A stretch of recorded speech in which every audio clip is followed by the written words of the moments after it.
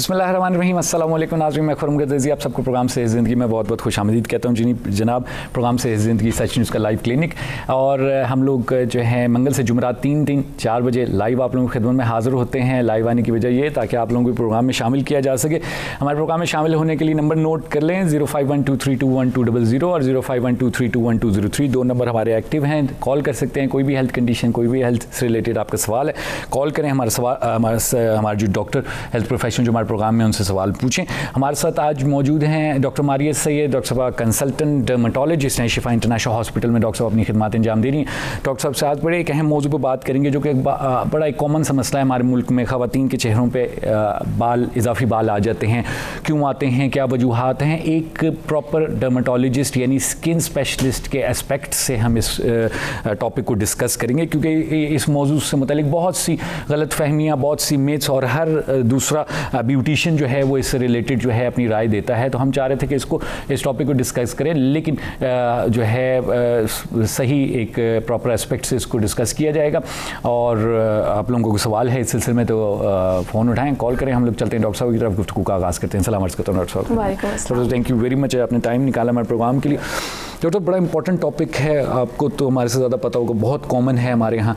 तो थोड़ा सा यही इसी से शुरू करते हैं कि क्या वजूहात क्या हैं, क्या बेसिकली क्या हम क्यों इजाफी बाल आते हैं और ये सारा कुछ। बिल्कुल, चेहरे के जो गैर ज़रूरी बाल होते हैं, जिनको हम अपनी लैंग्वेज में हिर्सुटिज्म कहते हैं, या उसको प्रिसाइजली ये कहें कि फ़ीमेल्स के अंदर मेल पैटर्न में बाल आना। अच्छा। यानी बियर्ड एरिया पे थिक ब्लैक बाल आना। हाँ, मोटे बाल आ जाना। बिल्कुल, ये यूजुअली बहुत कॉमन इशू है डर्मा के क्लिनिक में। बहुत ज़्यादा इसका पेशेंट है और बहुत सारे लोगों के इसके बारे में बहुत ज़्यादा सवाल होते हैं। ये बेसिकली एक कंप्लेंट है जिससे पेशेंट हमारे पास आते हैं, और उसके साथ यूजुअली पेशेंट की एसोसिएटेड और भी कंप्लेंट्स होती हैं। अच्छा। लाइक बहुत ज़्यादा वज़न का बढ़ना, एकदम से वज़न बहुत तेज़ी से बढ़ना शुरू हो गया है पेशेंट के चेहरे पे, कमर पे एक्नी होना शुरू हो जाना तेज़ी से, हाइपरसिबोरिया यानी एक्सेसिव ऑयल सिक्रीशन, चेहरे पे बहुत ज़्यादा ऑयल आना, बालों स्कैल्प, सर की जिल्द पे बहुत ऑयल आना, और साथ साथ गैर ज़रूरी ना सिर्फ बाल आना बल्कि जो सर के बाल हैं उनका थिन होते जाना। ये अक्सर कलेक्टिव सिम्टम्स होते हैं पेशेंट के, पेशेंट जब हमारे पास आता है। तो मोस्ट ऑफ द टाइम ये हार्मोनल इश्यूज़ होते हैं, हार्मोनल इम्बैलेंस होता है। जब भी पेशेंट हमारे पास आता है हिर्सुटिज्म की कंप्लेंट के साथ, तो हम ना सिर्फ उसको, जो मैंने बताया अभी, ना सिर्फ उन सब क्वेश्चंस पे उनको इवैल्यूएट करते हैं, उनकी इन्वेस्टिगेशन बहुत ज़रूरी होती है, जो कि हार्मोनल सारा हम हार्मोन्स उनके चेक करवाते हैं। और यूजुअली ये जो पेशेंट्स होते हैं हिर्सुटिज्म वाले, उनका कलेक्टिवली एक मैनेजमेंट हो रही होती है, जो एंडोक्राइनोलॉजिस्ट या गायनेकोलॉजिस्ट की हेल्प से, और डर्मा के जो इश्यूज होते हैं जैसे बाल, ऑयल, एक्सेसिव ऑयल प्रोडक्शन और एक्नी, वो डर्मेटोलॉजिस्ट उसको देखते हैं। अच्छा, इंटरेस्टिंग। तो बेसिकली जो है ज़्यादातर आप लोग देखते हैं कि हार्मोनल इश्यूज हैं। बिल्कुल। तो इसको तो बेसिकली इन्वेस्टिगेट करने की ज़रूरत होती है अच्छी खासी। बिल्कुल, इसको हम सबसे पहले हम इन्वेस्टिगेट करते हैं। हार्मोनल सारी जो 8-10 हार्मोन्स की एक बैटरी है, वो हम सारा चेक करवाते हैं।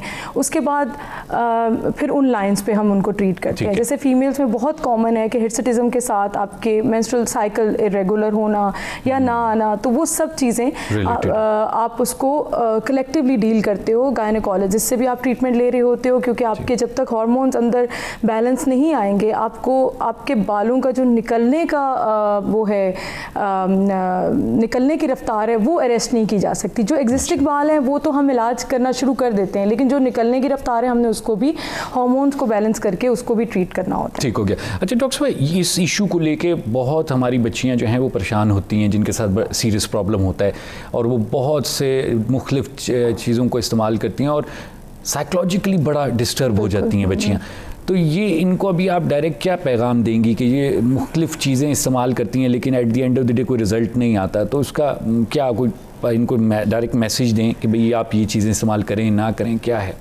जो चेहरे के गैर ज़रूरी बाल हैं, अक्सर जो भी हमारे पास प्रॉब्लम आता है, एनी मेडिकल इशू, उसके स्टेप वाइज ट्रीटमेंट होते हैं। तो जो ये बालों वाला इशू है ना, इसका first step of treatment he procedures हैं, यानी लेज़र्स हैं। ठीक है। उससे पहले हमारे पास कोई ऐसी चीज़ नहीं है जो उनको परमानेंट सोल्यूशन की तरफ लेके जाए। लाइक अगर आप टेम्प्रेरी सॉल्यूशंस की तरफ जाते हैं तो वो तो बहुत ज़्यादा हैं, जैसे आपके वैक्स है, प्लकिंग है, ट्रिमिंग है, शेविंग है, बहुत सारे जो आम यूज़ होते हैं कन्वेंशनल मेथड्स। लेकिन अगर आप परमानेंट सोल्यूशन की तरफ जाएं तो वो लेज़र है, laser hair removal is the only. कहने का सही है कि डिफरेंट जो आप ऑप्शंस यूज़ कर रहे हैं उसका शायद आपको फ़ायदा ना हो, इतना परमानेंट फ़ायदा ना हो और डिस्टर्ब ज़्यादा होंगे आप, तो बेहतर है कि आप एक डर्मेटोलॉजिस्ट को हमारे पास कॉलर हैं, कॉल ले लेते हैं। प्रोग्राम में खुशामदीद कहते हैं, कौन बात करें? हेलो हेलो जी, फरमाइएगा क्या पूछना चाहेंगे? अपने टीवी की आवाज़ बंद कर दें और अपना सवाल पूछें जल्दी से। हेलो, आपकी आवाज़ आ रही है, सवाल पूछिएगा जी। कॉल ड्रॉप कर दें क्योंकि टीवी की आवाज़ काइंडली आप बंद कर दिया करें ताकि दो आवाज़ें हमें सुनाई ना दें। अच्छा डॉक्टर साहब, क्या फिर आप लोग क्या ट्रीटमेंट सजेस्ट करते हैं जब एक पेशेंट इस तरह आता है आप लोगों के पास?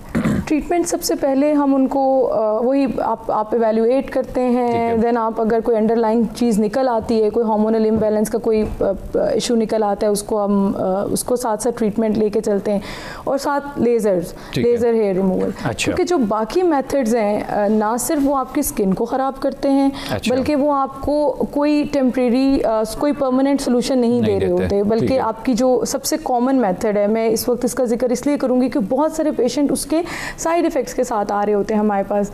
जैसे वैक्सिंग है, वैक्सिंग से एक तो इनग्रोइंग हेयर का बहुत ज़्यादा प्रॉब्लम है, दूसरा एक्नी स्टार्ट हो जाती है, हर जो ही बाल निकलता है उसकी बड में आपको पस बन जाती है, फॉलिकुलाइटिस जिसको कहते हैं। तो वो फिर आप एक मसले को हल करते करते आप बहुत सारे और मसलों में उलझते जाते हो। तो जो उसकी ट्रीटमेंट मोडालिटी जो डिफाइंड है, रिकमेंडेड हैं, अगर आप उनको करना शुरू कर दें तो वो आपको बहुत, ना सिर्फ वो आपको प्रैक्टिकली फ़ायदा देती है, आपकी साइकोलॉजिकली बहुत ज़्यादा आपको हेल्प देती है। सही, ठीक। डॉक्टर साहब मज़ीद बात करेंगे, हमने छोटा सा वक्फा लेना है यहाँ प्रोग्राम में। जी नाज़रीन, आप लोग गुफ्तगू सुन रहे हैं डॉक्टर मारिया सैयद की। डॉक्टर साहब कंसल्टेंट डर्मेटोलॉजिस्ट हैं और डॉक्टर साहब बात कर रही हैं हिर्सुटिज़म पे, यानी जो इजाफी बाल ख़वातीन में चेहरे पे देखने को मिलते हैं, उस पर डॉक्टर साहब ने वजूहात की तरफ भी इशारा किया। ऑप्शन, ट्रीटमेंट ऑप्शन जो हैं उसकी तरफ अब हम लोग बढ़ रहे हैं, हम लोग बात करेंगे। आपको कोई सवाल हो तो ज़रूर कॉल कीजिएगा 0512321000 और 0512321203 दो नंबर हैं हमारे एक्टिव हैं, कॉल कीजिएगा। यहाँ छोटा सा वक्फा लेंगे प्रोग्राम में, फिर आपकी खिदमत में हाज़िर होंगे।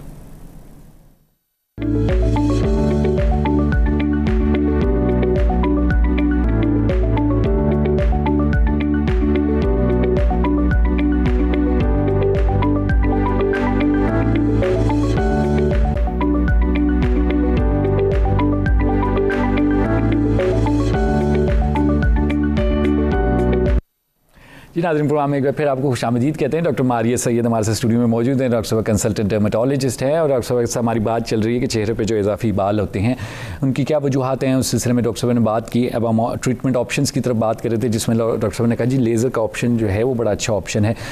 आपका कोई सवाल है तो कॉल करें 0512321200, 0512321203 दोनों नंबर हमारे एक्टिव हैं। कॉल करें, अपना सवाल पूछें, हम लोग चलेंगे डॉक्टर साहब की तरफ, गुफ्तगू को आगे बढ़ाएंगे। डॉक्टर साहब, इससे पहले कि हम लेज़र की ट्रीटमेंट ऑप्शन की तरफ जाएँ, आपने कहा कि हार्मोनल इम्बैलेंस की वजह से जो है वो मेन कॉज, और भी कोई रीजंस होते हैं जिसकी वजह से ये प्रॉब्लम्स आते हैं? हाँ बिल्कुल, और भी कुछ ऐसी रीजंस हैं जिनसे चेहरे पे बाल आते हैं। सबसे जो हार्मोनल इम्बैलेंस के अलावा जो सबसे कॉमन है वो आजकल की ये जो नाइट क्रीम्स जिनको रंग गोरा करने वाली आप क्रीमें कहते हैं, इनमें बहुत पोटेंट स्टीरॉइड्स होते हैं जो आप रिपीटेडली अगर रोज़ाना लग रही हैं 1-2 महीने, तो आपके जो सादे बाल हैं जिनको हम लाइट ब्लॉन्ड बाल जो हर एक के नजर नहीं आते, जो बिल्कुल वो टर्मिनल हेयर में कन्वर्ट होना शुरू हो जाते हैं, यानी वो ब्लैक होना शुरू हो जाते हैं, वो थिक होना शुरू हो जाते हैं। तो ये बहुत मेन कॉज है। मतलब लोग आप एक चीज़ अचीव करने के लिए जो कि क्योंकि उसमें बहुत सारी ऐसी चीज़ें हैं जिनमें से पोटेंट स्टीरॉइड जो कि मैं अभी जिनका जिक्र कर रही हूँ, उसका ये साइड इफेक्ट है। चेहरे बहुत स्किन थिन हो जाती है और बहुत सारे इसके साइड इफेक्ट्स हैं, लेकिन जो बाल हैं वो उससे भी बहुत ज़्यादा आजकल कॉमन है नाइट क्रीम्स। फिर कुछ लोगों को जैसे कोई और खुदा ना खास्ता किसी बीमारी से गुजर रहे हों और उनको स्टीरॉइड्स देने पड़े आईवी फॉर्म में या ओरल फॉर्म में, तो उनका जो एनाबॉलिक स्टीरॉइड्स है उनका साइड इफेक्ट है कि आपके गैर ज़रूरी बाल आ जाते हैं। तो कॉलर हैं, कॉल ले लेते हैं, उस पर आगे बढ़ाएंगे। प्रोग्राम में खुशामदीद कहते हैं, कौन बात कर रहे हैं? मुराद बात करूँ मर्दान से। जी फरमाइए, क्या पूछना चाहेंगे डॉक्टर साहब? ऐसे डॉक्टर साहब आपकी आवाज़ सुन रही हैं।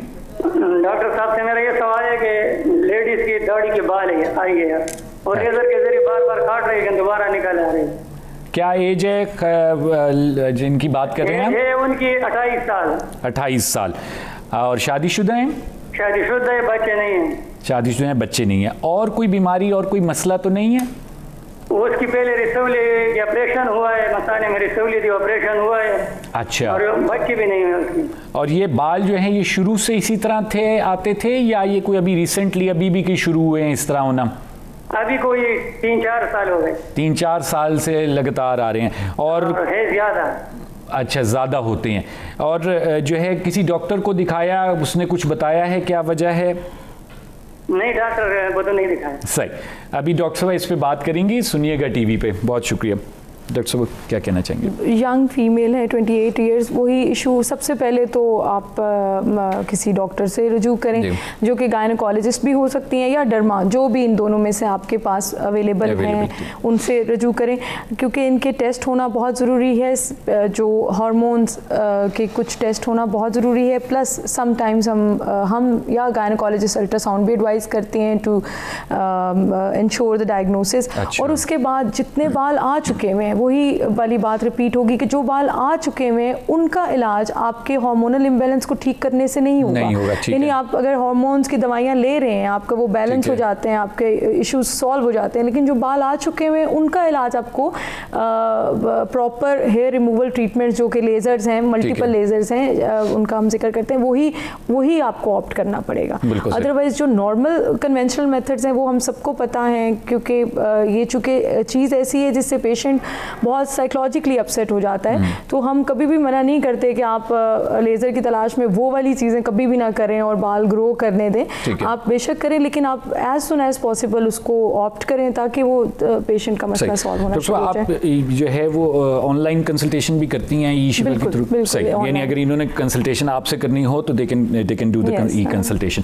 अच्छा डॉक्टर साहब, आपने रीजंस की तरफ आपने बताया कि और रीज़न जो है कोई और चीज़ है तो उसमें वो भी ऐड कर लें या हम फिर लेज़र की तरफ? ज़्यादातर हार्मोनल इम्बैलेंस। हाँ, एक और बात के बाज़ लोग बाज़ पेशेंट्स ऐसे होते हैं जिनका कोई अंडरलाइन एंडोक्राइन एबनॉर्मेलिटी नहीं होती, यानी कोई हार्मोन्स डिस्टर्बेंस नहीं होती, लेकिन आपके बाल होते हैं, तो वो आपको उसको हम इडियोपैथिक कहते हैं कि विदाउट एनी कॉज हिर्सुटिज्म है, कोई भी आपको और प्रॉब्लम नहीं है, लेकिन आपका ये वाला इशू है। बिल्कुल सही। तो वो उसको सिर्फ यही है, फिर वो ट्रीटमेंट की तरफ आप लोग जाएंगे। ट्रीटमेंट की तरफ। अच्छा डॉक्टर साहब, लेज़र की अब हम बात करेंगे डिटेल में। लेज़र पे शुरू में थोड़े से जो कॉमन क्वेश्चंस, एक ये कि लेज़र आजकल हर किसी के हाथ में है। लेज़र डॉक्टर है नहीं है, डर्मेटोलॉजिस्ट है नहीं है, एक बिज़नेस है बेसिकली, हर किसी ने जो है लेज़र उठाई हुई है।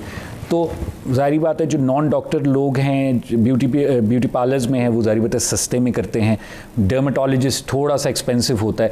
तो इस डिफरेंस को कैसे आप देखती हैं? देखिए, एक बात जो बहुत ज़रूरी है समझना, लेज़र की safety, because these are all energy based devices ना, लेज़र्स आपकी, और उसकी सेफ्टी और उसकी इफ़ेक्टिवनेस यानी उसकी एफिकेसी कि वो कितना इफ़ेक्टिव है, वो बहुत ऑपरेटर डिपेंडेंट होता है कि आपका कर कौन रहा है। हाँ, जिसको हम सादे लफ्ज़ों में लेज़र की सेटिंग कहते हैं कि लेज़र की सेटिंग आपकी ऐसी है कि आपकी स्किन के लिए अप्रोप्रिएट हैं, वो बड़ी मतलब उसकी डिटेलिंग ऐसी होती है कि वो कोई क्वालिफाइड बंदा ही उसको कर सकता है। स्किन की टाइप्स, फिर बहुत जैसे स्किन की टाइप्स को हम ना 6 कैटेगरीज में डिवाइड करते हैं। स्किन की भी 6 टाइप्स हैं। यानी आप शुरू में बहुत फेयर स्किन और टाइप 6 बहुत डार्क, और दरमियान में एशियन स्किन जो 3-4 पे आती है। स्किन की टाइप्स के लिहाज से लेज़र की जो टाइप है वो डिफरेंट होती है। मतलब हमें अकॉर्डिंग टू स्किन टाइप कोशिश करनी चाहिए कि लेज़र सिलेक्ट करें। ठीक है। स्किन अगर हम फेयर स्किन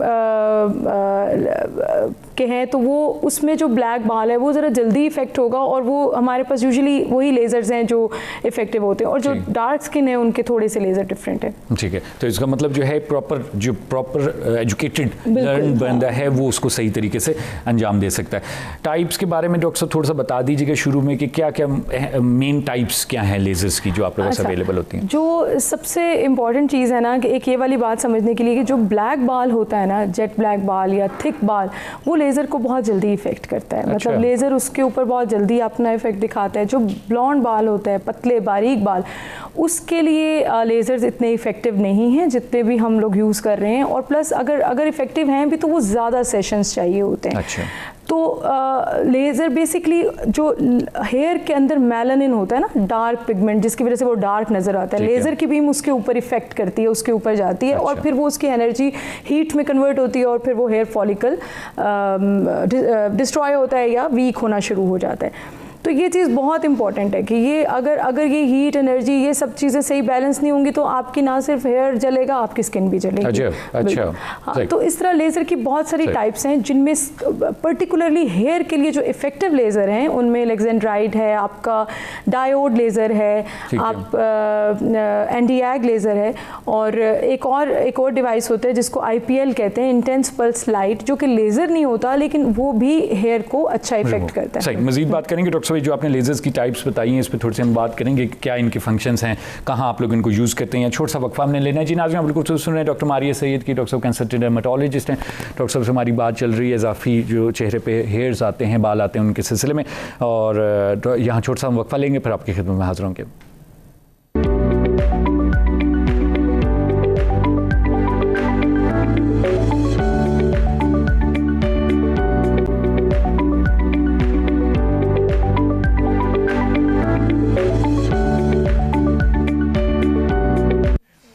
जी नाज़रीन, प्रोग्राम में एक बार फिर आपको खुशामदीद कहते हैं। डॉक्टर मारिया सैयद हमारे साथ मौजूद हैं। डॉक्टर साहब कंसल्टेंट डर्मेटोलॉजिस्ट हैं।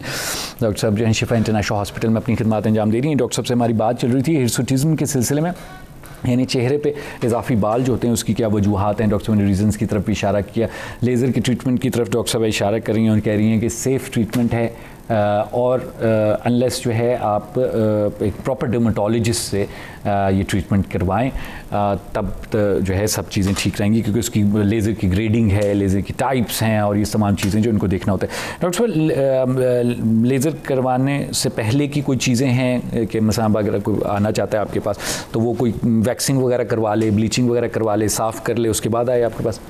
नहीं, अगेन वही बात कि ब्लीच तो बिल्कुल हम मना करते हैं वैसे ही पहले, क्योंकि ब्लीच से बाल आपका उसका कलर बिल्कुल लाइट हो जाता है। तो लेज़र के लिए जो बेस्ट बाल है वो ब्लैक बाल है, क्योंकि लेज़र ने मेलानिन को टारगेट करना होता है, ब्लैक कलर को टारगेट करना होता है। ठीक है, सही है। तो फॉलिकल के अराउंड जो हेयर का मेलानिन होता है।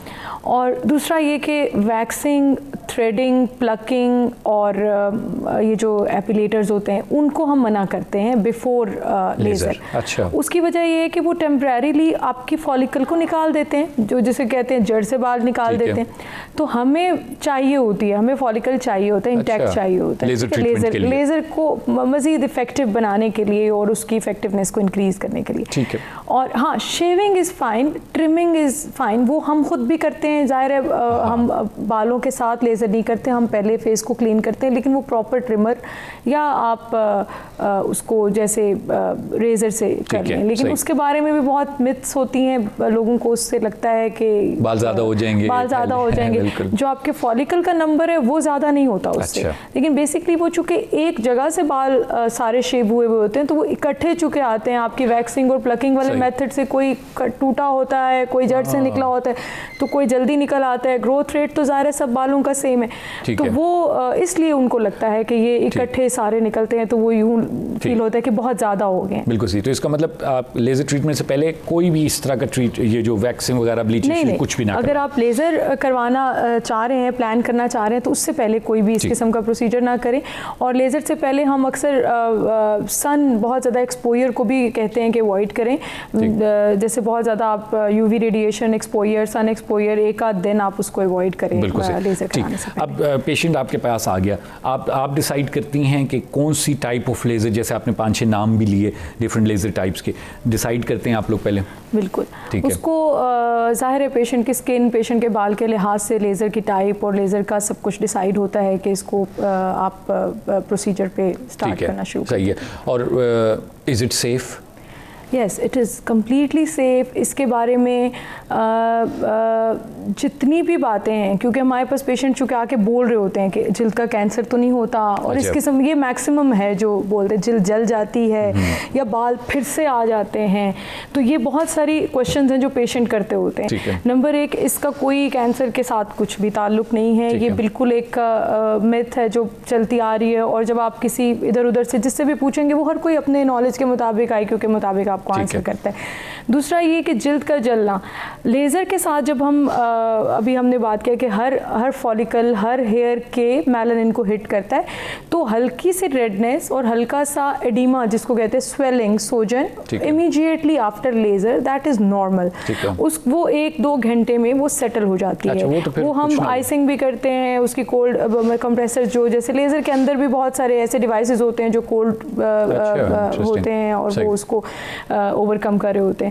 दूसरा ये कि समटाइम्स अगर एनर्जी और ये सब चीज़ें या पेशेंट की स्किन बहुत सेंसिटिव हो तो हल्का सा स्किन बर्न या कोई ब्लिस्टर या कोई 1-8 दिन में बन सकता है। लेकिन अगर उसको इमीडिएटली हैंडल किया जाए तो उसकी जो बाद के इफेक्ट्स हैं जैसे पिगमेंटेशन और वो सब चीज़ें वो सब हैंडल हो जाती हैं। इससे ज़्यादा लेज़र का कोई, हाँ ये कहना कि लेज़र से और बाल आ जाते हैं, ये एक लिहाज से एक टर्म है जिसको कहते हैं पैराडॉक्सिकल हाइपरट्राइकोसिस। एक बाज़ औक़ात लेज़र जिस एरिया में हम करते हैं उसके सराउंडिंग वाले एरियाज़ में बालों की ग्रोथ थोड़ी ज़्यादा हो जाती है, लेकिन वो बहुत कम परसेंटेज है जिसमें ये होता है कॉम्प्लिकेशन या ये वाला साइड इफ़ेक्ट आता है, और वो भी बहुत आसानी से हैंडल हो जाता है। आप उस एरिया को भी बाद में लेज़र करना शुरू कर दें, और उसकी बहुत ज़्यादा जिसे कहते हैं ना वैलिड रीज़न अभी तक नहीं पता चली है वो क्यों, लेकिन वो एक हो सकता है। लेकिन जो आपके एग्जिस्टिंग बाल हैं उनको जिनके आप लेज़र करा रहे हैं वो कभी भी बढ़ेंगे नहीं, अनलेस आपका हार्मोनल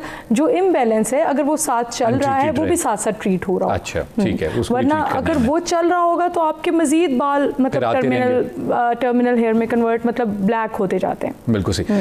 अच्छा, लेज़र की जब नाम हम लोग सुनते हैं तो हमें ऐसे लगता है कि बहुत बड़ी सी एक मशीन होगी जिसमें से एक बड़ी सी लेज़र निकलेगी, ऐसा ही होता है या कुछ छोटी सी मशीन? नहीं, लेज़र बहुत छोटी सी नहीं, जैसे आप सबको हमें पता है अल्ट्रासाउंड की मशीन जितनी होती है उस मशीन के साइज का, हाँ लेज़र का साइज होता है, और बहुत इजी टू हैंडल और बहुत इजी प्रोसीजर है। मैं बल्कि पेशेंट्स को ये कहना चाहूँगी और जो भी इस चीज़ से सफ़र कर रहे हैं उनको ये कहना चाहूँगी कि आप अपने डॉक्टर के मशवरे से 1 या 2 सेशंस कराएं, फिर वो 1 या 2 सेशन themselves आपको अगले सेशन कराने पे मजबूर कर देते हैं। मतलब वो इतना ज़्यादा इफेक्टिव होता है कि पेशेंट की बहुत ज़्यादा परेशानी कम हो जाती है जिससे वो गुजर रहा होता है। बिल्कुल सही, ठीक। अच्छा, लेज़र तकरीबन कितने सेशंस आप लोग सजेस्ट करते हैं?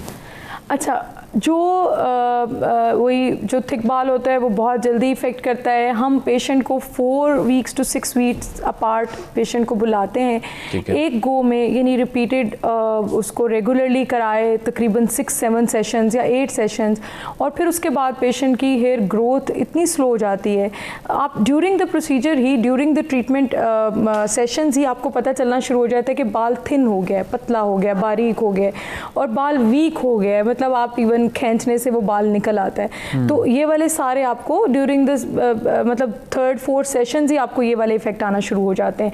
और 7-8 सेशंस आप कराएं, आपका जो बर्डन है बालों का, यानी अगर 100 में से 60-70 बाल जो हैं वो आपके ऑलमोस्ट ख़त्म हो चुके हुए होंगे।